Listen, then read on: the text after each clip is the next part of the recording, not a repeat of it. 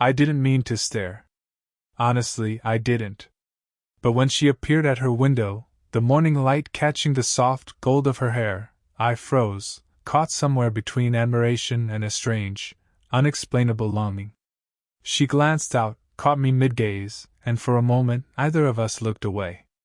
"You're always watching," she said, her voice low, almost teasing, but carrying a weight I couldn't quite place. I swallowed, heart suddenly louder than the birds outside. "Because you always want me to," I said, half joking, half hoping she'd laugh it off. But she didn't. She tilted her head, that slight crease between her brows giving her a question she didn't voice. "Her name is Laura. Mid-40s, I'd guess, with an elegance that doesn't scream age but rather commands it quietly. She moves like someone who knows exactly how to occupy a room, even an empty kitchen lit only by morning sun. And I'm 22, barely out of college, unsure of my own confidence, yet inexplicably drawn into her orbit. It started months ago, subtle at first. A wave across the driveway, a brief smile while I watered my plants, her perfume drifting faintly across the air as she stepped onto her balcony. Nothing scandalous, nothing that would make anyone blink twice. But something about her, her presence, her warmth, the tiny way her hand lingered on the railing, made every glance feel loaded, like I was trespassing on something both forbidden and entirely meant for me. This morning, though, felt different. She wasn't just smiling. She was watching, and I couldn't tell if it was curiosity, amusement, or something else. My chest tightened, and I realized I'd been holding my breath.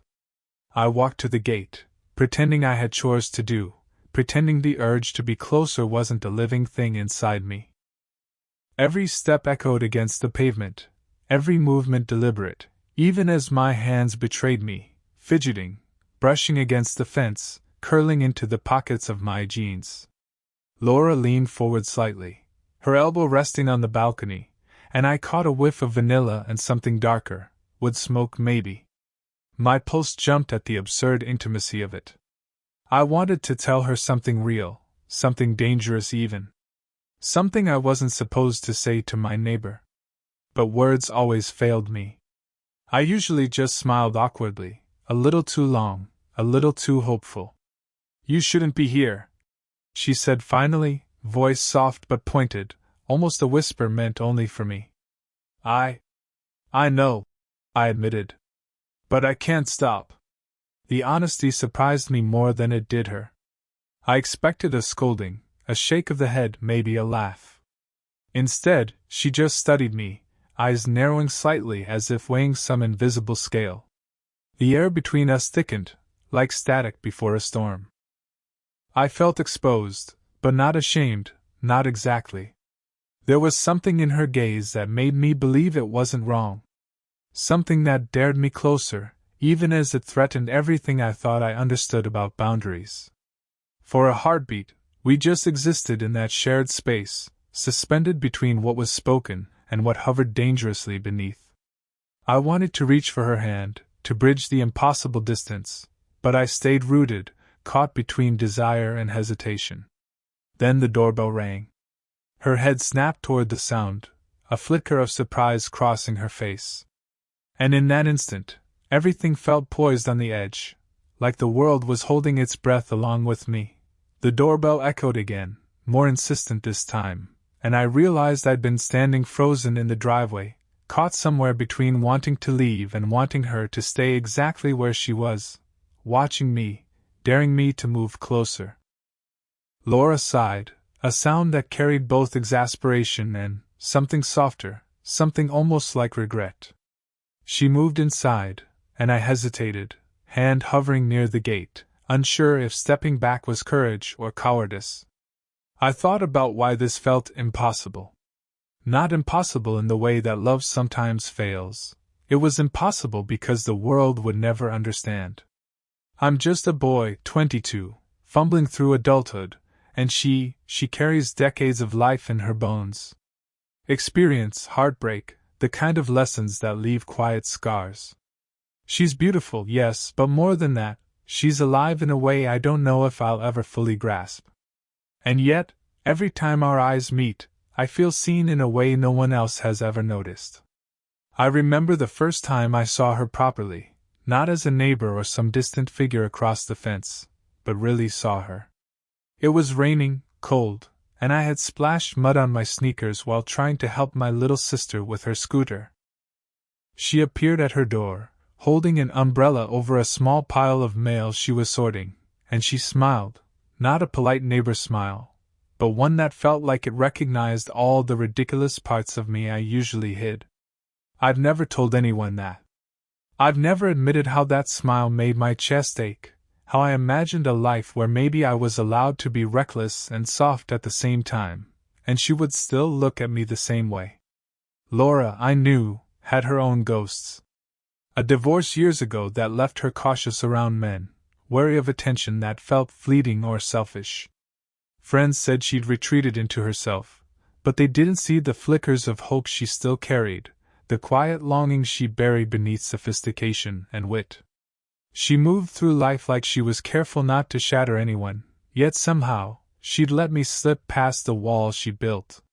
When she returned to the balcony, I noticed the small tremor in her hand as she reached for a coffee mug. It made her human, fragile even, and my chest tightened with the need to reach out, to steady her without asking. We didn't speak, words weren't necessary. The silence carried everything: acknowledgement, attraction, fear, and an unspoken promise that neither of us was quite ready to name. I took a step forward, emboldened by a sudden impulse, and she didn't pull back. Our fingers brushed briefly on the railing, a fleeting, electric touch that sent warmth up my arm. Her eyes flicked down at our hands, then back to mine, and I swear I saw something shift in the air between us. Something dangerous. Something thrilling. And then, as if the world had granted us a small reprieve, she let out a soft laugh, one that was half nervous, half conspiratorial, and my stomach nodded with the delicious, terrifying knowledge that we were teetering on the edge of something neither of us could yet define, but both desperately wanted. I couldn't stop thinking about that fleeting touch on the railing. Every time I replayed it in my mind, it was electric, like fire spreading under my skin. I kept pacing my tiny apartment, pretending to check my messages, but all I could picture was her hand brushing mine and the way her eyes lingered on me a fraction too long. Then my phone buzzed.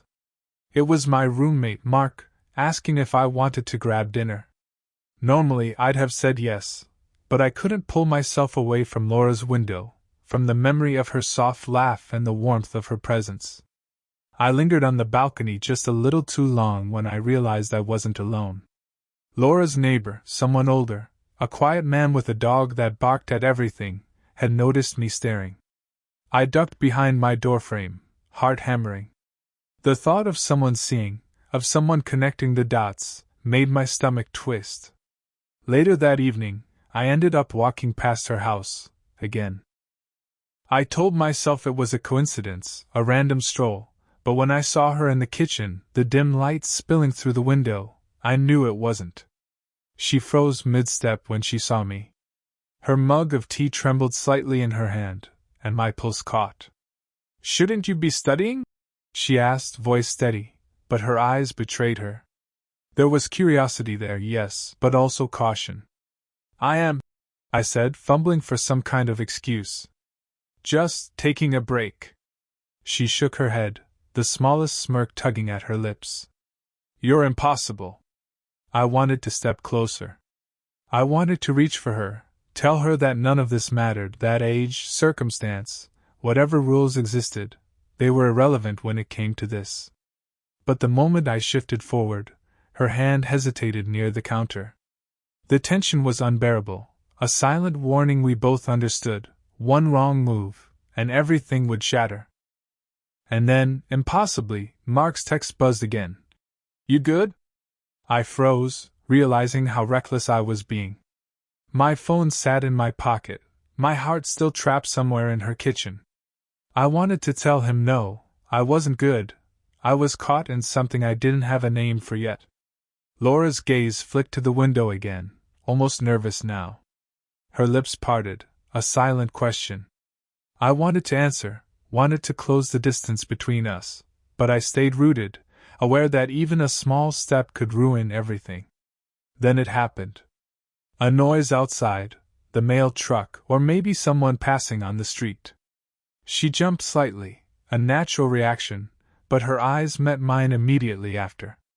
In that instant, all the hesitation, the boundaries, the guilt, it all collapsed into something raw, urgent, and undeniable. We stood there, inches apart in spirit if not in space, neither of us speaking, both aware of the danger of our proximity, and yet unable to move away. And just as the moment felt like it might break, the door across the street swung open.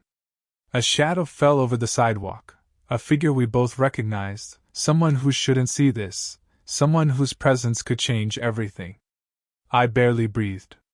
Neither did she. I couldn't sleep. Not really. My mind kept rewinding the day in endless loops, her laugh, the way her fingers had lingered on the counter, the way she looked at me as if she already knew every secret I'd been too scared to admit. My chest ached with a restless longing I didn't even try to name. Then I saw him, my roommate Mark, leaning against the doorframe of my apartment, casual, oblivious. "You've been acting weird all day," he said. "Something going on?" I shook my head, forcing a laugh that sounded hollow even to me. "Nothing. Just tired." But it wasn't nothing. It was everything. Laura. Every thought, every heartbeat, every whispered daydream I swore I wouldn't let myself have. Later, I found myself walking to her place again. It was instinct, a pull I couldn't resist, even knowing I was treading dangerous territory. The sun was dipping below the horizon, the street bathed in gold and shadow. She was on her balcony, looking out at the street like she had every evening, but today there was tension in the tilt of her shoulders, a quiet war raging behind her calm exterior. "You're late," she said, voice casual but loaded. I faltered. "I had things." The words felt ridiculous even as I said them. She raised an eyebrow, letting a silence stretch, heavy and deliberate. I wanted to step closer, wanted to tell her everything I hadn't said. I wanted to erase the months of careful distance, of pretending I didn't feel like my world tilted whenever she was near. And then I saw it, her phone, lit up on the counter behind her, a message preview showing a name I didn't recognize. My stomach twisted.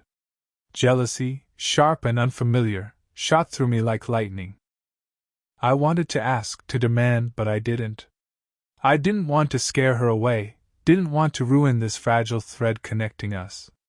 She noticed the shift in my expression, I could see it, and the corner of her lips twitched, not in amusement, not in disdain, but in recognition. "You're imagining things," she said softly, almost to herself. "Am I?" I whispered, stepping closer, ignoring the rational voice screaming that I was crossing invisible lines. My hand brushed hers, deliberately this time, over the balcony railing, electricity sparking where our skin met. She didn't pull away.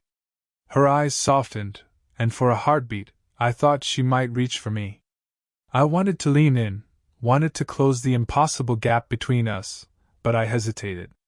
Fear, respect, and desire tangled in a knot I couldn't untie. "You shouldn't," she started, voice breaking slightly, but didn't finish. Her silence spoke louder than words ever could. I could feel her trembling, not from cold, I knew that, but from the tension between us. The air was thick, every second stretching too long, charged with the question neither of us dared voice. I wanted to close the distance, to kiss her, to shatter every rule we'd both been careful to follow. And I knew she wanted it too, could see it in the way her breath caught, the tiny shiver in her hand. The world seemed to hold its breath along with us. And then, just as I took that tentative step forward, the sound of a car pulling into the driveway startled us both. We froze. Neither of us had moved, but everything inside had shifted. I thought the tension between us was the hardest part, until reality decided to slam into it. The next morning, I was walking down the street, lost in thoughts of her, the way her eyes lingered on mine, the soft curve of her smile, the way her hand had trembled just yesterday. I didn't see the small group gathered near the corner until a familiar voice pierced the fog of my daydream. "You know she's seeing someone, right?" I froze. My heart dropped. The words didn't register immediately. "Who? What do you mean?" A casual shrug, a knowing smirk. My stomach twisted. One of her friends, someone I'd met briefly at a neighborhood barbecue, leaned back, eyes glinting with mischief, or malice. "I saw her last night. She wasn't alone." Alone. The word rang in my ears like a hammer. I ran the images through my mind, her standing there on the balcony, her hand brushing mine, that laugh I'd been carrying in my chest. Could it have meant nothing? Was everything I felt a fool's delusion? When I got to her door, my hands trembled. I wasn't sure if it was anticipation or fear, or both. She opened the door, smiling like nothing had happened. But her eyes flicked to mine, a subtle tightening in her jaw, a hint of guilt I hadn't seen before. You look worried," she said, voice soft. I couldn't hide it. "I heard something," I said, words catching in my throat. "About last night." Her smile faltered. She stepped back slightly, motioning for me to enter. The air in her apartment felt thick suddenly, heavy with unspoken truths. She closed the door behind me. "I should explain," she whispered, almost too quietly. I swallowed hard, afraid to hear it, afraid not to. My mind raced with possibilities, each one worse than the last. I wasn't with anyone," she said finally, voice breaking slightly. "But someone saw something that looked wrong, and now it's spreading." I wanted to ask questions, to demand names, but the weight of her confession pinned me in place. Her vulnerability, her careful, cautious vulnerability, cut deeper than any lie ever could. I realized that my own fear, my jealousy, was part of this tangled web we were caught in. She reached for my hand, tentative, almost shy, and I didn't pull away. Her touch was grounding, real, and I wanted to tell her everything, to claim the truth of what I felt, but words failed me. "I didn't want you to know this way," she murmured. Her thumb brushed over the back of my hand, lingering just long enough to make my chest ache. I don't care," I said, though my voice was rough. "I only care about you." Her eyes searched mine, a question unspoken, full of fear, longing, and something dangerous, hope. And just as I was about to speak again, to promise her that none of it mattered except us, my phone buzzed with a message that made my stomach drop. It wasn't from a friend. It was from Mark. "You need to see this." I stared at my phone, the message from Mark still burning in my hand. A photo, innocuous to anyone else, her stepping into a neighbor's car the night before, but my mind twisted it into everything I feared: betrayal, distance, the impossible walls of our lives closing in. I stormed to her door, heart hammering, fingers trembling as I knocked. When she opened it, her hair was tousled from sleep, her robe slightly loose, and for a moment I forgot everything but the sight of her. "Laura!" My voice was raw, half accusation, half plea. "I don't understand." "Why?" She flinched, as if expecting anger, but instead I stepped inside, the apartment closing us off from the world. "I don't care what anyone else thinks," I said, voice shaking. "I care about us. About this, whatever this is between us." Her eyes glistened. For a heartbeat, she said nothing, just let me stand there, close enough that the warmth radiating from her could melt the ice in my chest.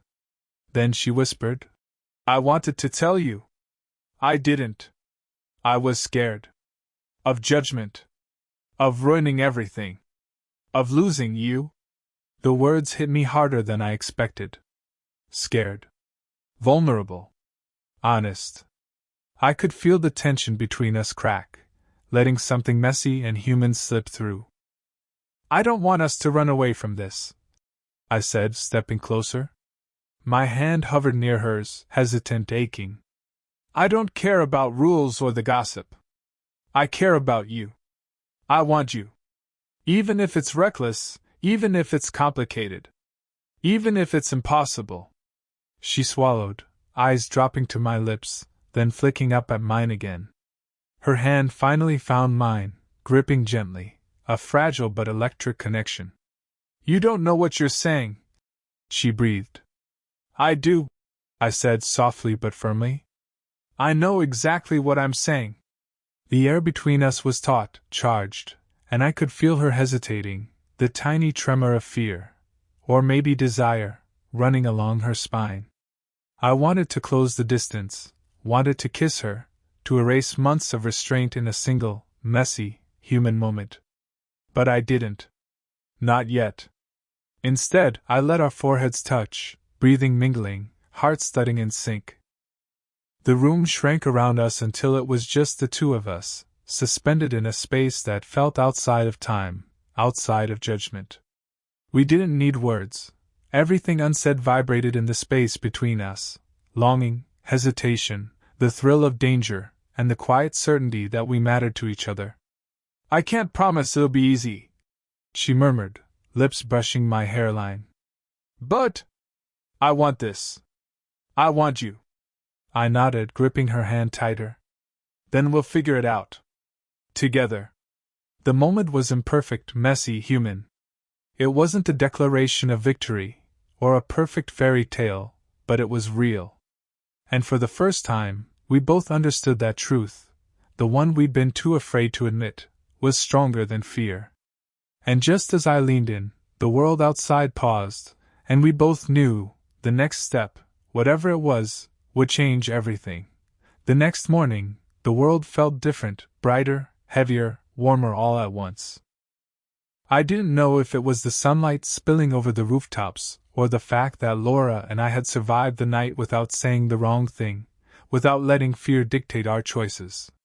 She met me at the gate, robe replaced by a soft sweater, hair loose and brushing her shoulders. She smiled, a little shy, a little daring, and my chest tightened in that way it always did when she looked at me. "Good morning," she said, voice low, warm. "Morning," I replied, grinning despite myself. The word felt inadequate. I wanted to say everything, to pour months of longing, hesitation, and suppressed desire into a single sentence, but instead I just held her gaze. That was enough. We walked slowly down the street together, hands brushing, fingers intertwining almost naturally. I felt her tremble slightly, and I squeezed her hand, silent reassurance. She looked up at me and laughed softly, half relief, half disbelief, and it was the most beautiful sound I'd ever heard. Over coffee in the tiny cafe on the corner, we talked in quiet bursts. Not about rules, not about gossip, not about what the world might think. Just about us.